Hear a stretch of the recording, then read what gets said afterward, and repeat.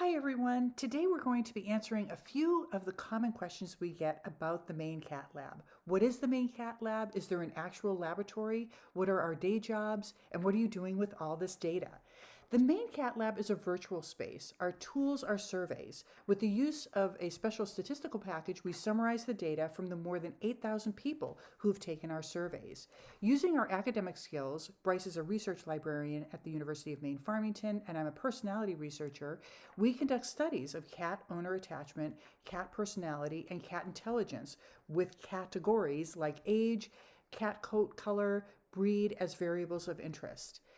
Our questions are reviewed by UMF's Institutional Review Board to make sure that they meet ethical standards and that the data are protected. In a typical study, we ask people to rate their cat's personalities, adapting human personality assessments like the 5-factor measure for safe cat use. Questions such as how friendly, intelligent, or shy is your cat? How did they come into your life? As well as questions sometimes about owners.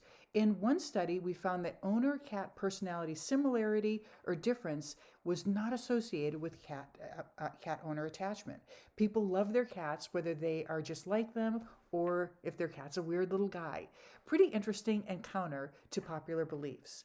Another recent finding was that senior cats are actually the most socially intelligent, but sometimes the data do confirm common beliefs, such as orange cats really do seem to share one brain cell. We look at cat owner relationships respectfully and through scientific methods and surveys, not in-person scrutiny. But some of the topics are fun and also interesting.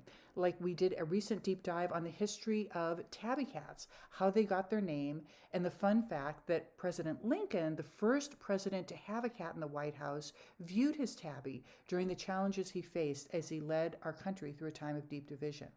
Question 2, what are your day jobs like? So I teach research methods and statistics where I sometimes use the large data sets de-identified to show how easy and fun statistics can be. I also run another academic lab at UMF, the Social Psychology Lab, where students study personality and social behavior. The Social Psych Lab does have a physical lab space and computers. We recently conducted a study on men's friendships and apologies, blame and forgiveness after a disagreement.